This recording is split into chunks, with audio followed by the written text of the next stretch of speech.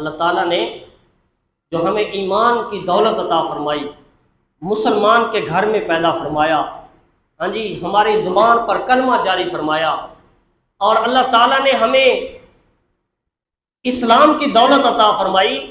یہ جو ایمان کی دولت ہے نا، یہ دنیا کی ساری نعمتوں سے، یہ ساری دنیا کے جتنے بھی مال متاع ہے، اربوں خربوں کا بھی کوئی مالک ہو تو اس سے بھی بڑی جو نعمت ہے نا وہ بندے کے پاس ایمان کی دولت ہے.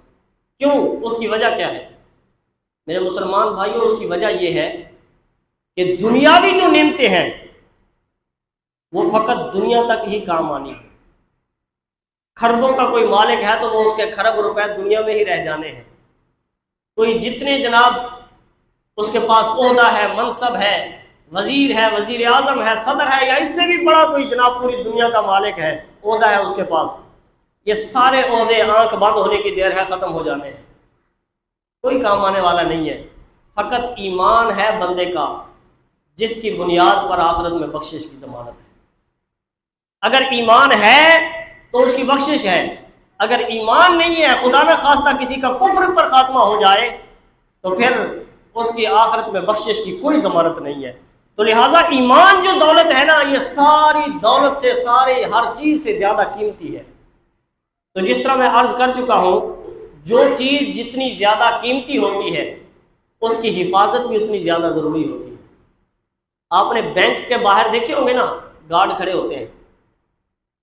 ایک گارڈ جناب بڑا بینک ہو تو ایک گارڈ باہر کھڑا ہوا ہے دروازے پر، ایک گارڈ اندر جناب ہال میں بیٹھا ہوا ہے، اور ایک اسپیشل روم ہوتا ہے جس کو کیش روم کہتے ہیں. تو ایک گارڈ جناب اسپیشلی وہاں پر بیٹھا ہوتا ہے اور سارے اسلحے سے لیس ہوتے ہیں. تو یہ سب گارڈ جو ہے یہ اسلحہ اٹھا کر یہ 3-4 جگہوں پر بیٹھ کر یہ کیوں بیٹھے ہوتے ہیں؟ ان کا مقصد کیا ہوتا ہے؟ مقصد یہ ہے کہ وہاں پر ایک خزانہ چھپا ہے، وہاں پر مال و دولت ہے، روپیہ ہے، تو لہٰذا اس کی حفاظت اتنی ضروری ہے کہ اتنے لوگوں کو بمائے اسلحہ وہاں پر بیٹھنا پڑتا ہے. اگر نہیں بیٹھیں گے تو چوری کا خطرہ ہے، ڈکیتی کا خطرہ ہے.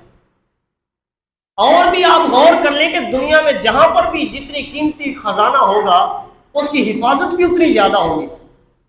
ایک اور مثال آپ کے سامنے رکھ دوں. الحمدللہ اللہ تعالیٰ کے فضل و کرم سے ہمارا ملک پاکستان ایٹمی پاور ہے، ایٹمی طاقت ہے. تو ایٹمی بم جو ہے، ایٹمی قوت جو ہے، اس کی کتنی زیادہ اہمیت ہے دنیا میں آپ سمجھ سکتے ہیں کہ جس ملک کے پاس ایٹمی طاقت ہوگی اس کو کوئی بھی زیر نہیں کر سکتا، اس کو کوئی تکلیف نہیں پہنچا سکتا، کیونکہ وہ ڈرے گا کہ یہ ایٹمی پاور ہے. تو پھر اس ایٹم کی، اس ایٹمی قوت کی حفاظت بھی اتنی زیادہ ضروری ہے. تو ہماری جو خفیہ ایجنسیز ہیں وہ اس ہمارے ایٹمی پروگرام کی کتنی زیادہ حفاظت کرتی ہیں، وہاں پر کتنی زیادہ سیکیورٹی ہوتی ہے. بتانے والے بتاتے ہیں کہ بعض اوقات اس کے اصل مقام کو بھی خفیہ رکھا جاتا ہے، یعنی بتایا کچھ اور جاتا ہے کہ فلاں جگہ پر جناب ہمارا ایٹمی پلانٹ ہے، لیکن حقیقت میں ہوتا کسی اور جگہ پر ہے، خفیہ مقام پر رکھا جاتا ہے. تو اس کی وجہ کیا ہے؟ میں بتانا کیا چاہتا ہوں آپ کو؟ بتانا یہ چاہتا ہوں کہ جو چیز جتنی زیادہ قیمتی ہوگی اس کی حفاظت اس سے بھی زیادہ ہوگی، اس کے زیادہ ضروری ہوگی. اور جب یہ بات ثابت شدہ ہے کہ دنیا کی ہر چیز سے زیادہ قیمتی بندے کا ایمان ہے، تو پھر بتائیے ایمان کی حفاظت بھی ضروری ہے یا نہیں ہے؟ ایمان کی حفاظت کرنا بھی بندے پر فرض ہے یا نہیں ہے؟ جب آپ اس چیز کی اہمیت کو سمجھ چکے ہیں کہ ایمان کی اہمیت بہت زیادہ ضروری ہے. اللہ تعالیٰ نے قرآن پاک میں کیا ارشاد فرمایا؟ توجہ سے ذرا سماعت فرمائیے گا، میں اپنے موضوع کی طرف آ رہا ہوں. اللہ تعالیٰ نے قرآن پاک میں کیا ارشاد فرمایا؟ فرمایا یا ایھا الذین آمنوا اتقوا اللہ حق تقاتہ، اے ایمان والو اللہ سے ڈرو اور ایسا ڈرو کہ جیسا اس سے ڈرنے کا حق ہے.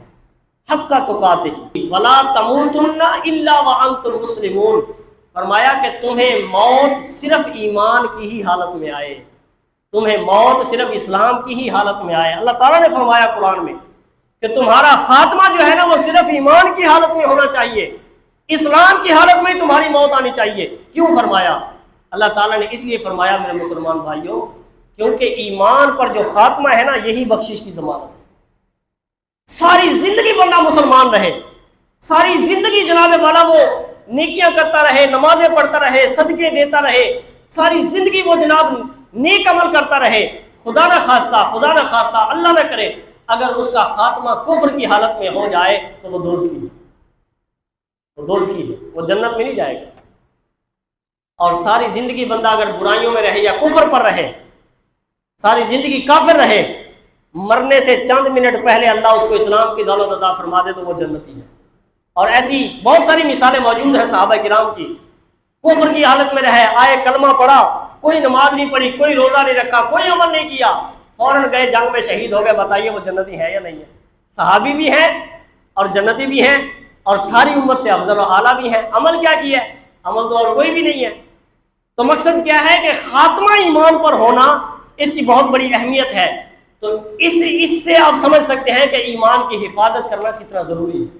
اب ذرا ہمیں سوچنا چاہیے کہ کیا ہم بھی ایمان کے بارے میں فکر مند ہوتے ہیں کہ نہیں ہوتے؟ کیا ہمیں بھی اپنی ایمان کی فکر ہوتی ہے یا نہیں ہوتی؟ ذرا اس بات کو ہم نے سمجھنا ہے بڑے غور سے کہ ہمیں اپنے ایمان کی کتنی فکر ہے۔ آپ عدالتوں میں چلے جائیں، جھوٹی گواہیاں دینے والے، پیسے لے کر جھوٹی گواہیاں دینے والے آپ کو مل جائیں گے۔ آپ کو کوئی گواہ نہ مل رہا ہو نا کسی کیس کا، تو پیسے لے کر جھوٹی گواہیاں دے دیتے ہیں۔ اب دیکھیں دنیا کا مال کتنا، ہزاروں روپے، 50,000 لے لیتے ہوں گے، لاکھ روپیہ لے لیتے ہوں گے اور جھوٹی گواہی دے دی، ایمان اپنا بیچ دیا، 1,00,000 کے بدلے اپنا ایمان بیچ دیا۔ ایمان تو اربوں خربوں سے بھی زیادہ قیمتی ہے، بلکہ دنیاوی مال متا تو اس کا مقابلہ ہو ہی نہیں سکتا، ایمان تو اتنا قیمتی ہے، اور چند روپے کی خاطر اپنا ایمان بیچ دیتے ہیں۔ تو آپ خود اندازہ کیجئے کہ ہمیں ایمان کی کتنی فکر ہے۔ ہم 1400 سالوں کے بعد دنیا میں آئے، اور جو 1400 سال پہلے حضور کے صحابہ دنیا میں موجود تھے، ذرا ان کو ایمان کی کتنی فکر تھی، یہ بھی آپ غور سے سماعت فرما لیں۔ صحابہ کرام جن کے بارے میں جنتی ہونے کا ٹکٹ میرے مصطفیٰ نے خود عطا فرما دیا، اور میرے آقا نے فرمایا، بلکہ اللہ نے قرآن میں فرمایا رضی اللہ عنہم ورضوا عنہ، کہ اللہ ان پر راضی ہو چکا ہے، اللہ نے اپنی رضا کا خود اعلان فرما دیا، اور میرے آقا نے جنت کی خوشخبریاں سنا دی ہیں۔ امیر المومنین حضرت سیدنا فاروق اعظم رضی اللہ تعالیٰ عنہ، آپ ان کے فکر ایمان یعنی ایمان کی حفاظت کی فکر کو آپ اندازہ لگائیے۔ ایک روایت میں آپ حضرات کے سامنے پیش کرنے لگا ہوں، ذرا توجہ سے سماعت فرمائیے گا۔ حضور کے نا ایک صحابی تھے، ان کا نام تھا حضرت حذیفہ بن یمان رضی اللہ تعالیٰ عنہ۔ ان صحابی کا لقب ہے رازدار مصطفیٰ۔ مصطفیٰ کریم علیہ السلام کے خفیہ رازوں سے یہ واقف تھے، میرے آقا نے ان کو بتائے ہوئے تھے۔ اور وہ خفیہ راز کون سے تھے؟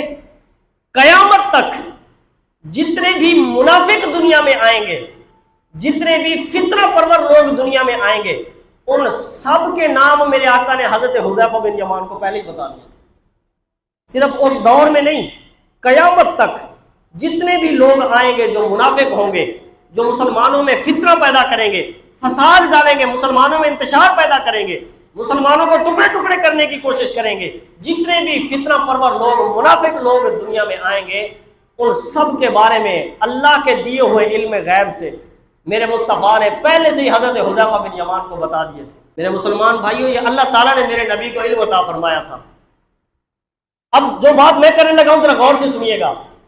حضرت سیدنا فاروق اعظم کتنی بڑی شان ہے، نبی پاک علیہ الصلوۃ والسلام کے سسر ہیں۔ حضور کی جو زوجہ ہے حضرت سیدہ حفصہ رضی اللہ تعالی عنہ ام المومنین، یہ حضرت عمر فاروق کی بیٹی ہیں، حضور کے سسر ہیں، اور میرے آقا کریم علیہ الصلوۃ والسلام نے ان کو جنت کی بشارت دی ہے، عشرہ مبشرہ میں شامل ہیں، مسلمانوں کے دوسرے خلیفہ ہیں۔ میں نے 2 جمعے پہلے ان کی شان اور عظمت بیان کی، کتنی بڑی شانوں کے مالک ہیں۔